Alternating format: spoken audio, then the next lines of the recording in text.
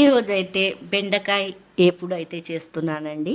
ఈ బెండకాయ ఏపుడు చపాతీలెంబడి చాలా బాగుంటుంది. 2 రోజులు నిలువగా ఉంటుంది. ఈ విధంగా అయితే చేసుకుంటే మనకు పప్పుచారు, టమాటా చారు చేసుకున్న దాన్నెంబడి అయితే చాలా బాగుంటుందండి. టేస్ట్ మాత్రం ఇది ఎలా చేశానో ప్రాసెస్ అయితే చూపిస్తానండి. ఈ వీడియో మాత్రం స్కిప్ చేయకుండా పూర్తి వీడియో చూస్తే అప్పుడు మీకు తెలుస్తుంది ఎలా చేశానో. కొద్దిగా ఆయిల్ వేసుకొని 2 ఆనియన్ 2 పచ్చిమిర్చి అయితే సన్నగా అయితే తరుక్కున్నాను. ఇలా దీంట్లో మంచిగా ఫ్రై అయితే చేసుకోవాలి. ఆనియన్ని ఒక 2 నిమిషాలు కుక్ అనియాల, మంచిగా దూరగా అయితే రానియాలండి. మాడకుండా అయితే ఈ విధంగా అయితే ఏంపేసుకుంటున్నాను మొత్తము.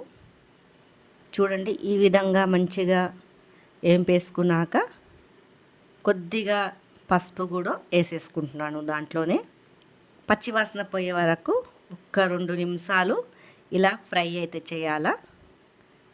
తర్వాత ఒక 1/2 కేజీ బెండకాయల్ని మంచిగా వాష్ చేసుకొని బట్ట పెట్టి అయితే తుడుచుకున్నానండి. ఎందుకంటే జిగురు ఉంటుంది, బట్ట పెట్టి తుడుచుకోవాలా, అప్పుడు జిగురు లేకుండా ఉంటుంది.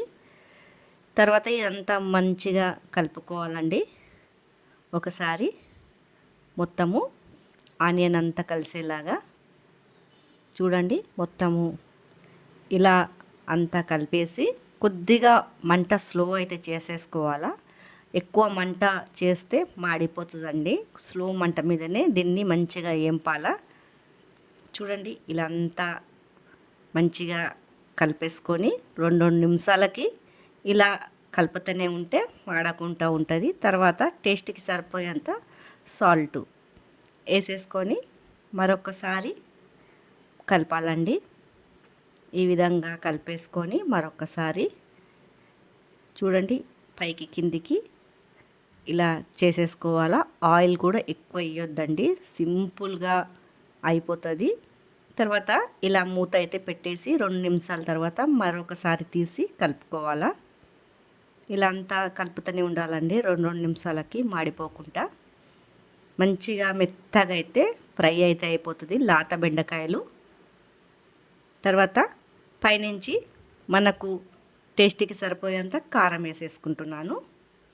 ఇవంతా మంచిగా అయితే మరొకసారి కలిపేసుకోవాలండి. ఇలా కలుపుకుంటే మొత్తం పొడి పొడిగా అయిపోతుంది. చూడండి, ఏ జిగురు లేకుండా ఇలా మంచిగా ఫ్రై అయితే అయిపోతుందండి. ఒక 2 నిమిషాలు అయితే ఇలా పెట్టేసుకోవాలండి. కారం వేసాక మంచిగా 2 నిమిషాల వరకు కారం పచ్చివాసన పోయే వరకు ఇలా ఏంపుకోవాలా. తర్వాత సన్నగా కొత్తిమీర అయితే తరిగి పెట్టుకుంటున్నాను. ఈ విధంగా అయితే అయిపోయిందండి. మంచిగా పొడి పొడిగా సన్నగా కొత్తిమీర తరుక్కొని పైనుంచి అయితే వేసేసుకుంటున్నాను.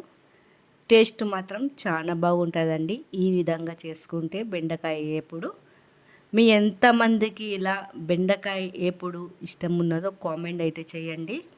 మీకు ఈ వీడియో నచ్చినట్లయితే లైక్, సబ్స్క్రైబ్ చేసి షేర్ అయితే చేయండి. ఫుల్ వీడియో మొత్తం వాచ్ చేసి చూసి సపోర్ట్ అయితే చేయండి.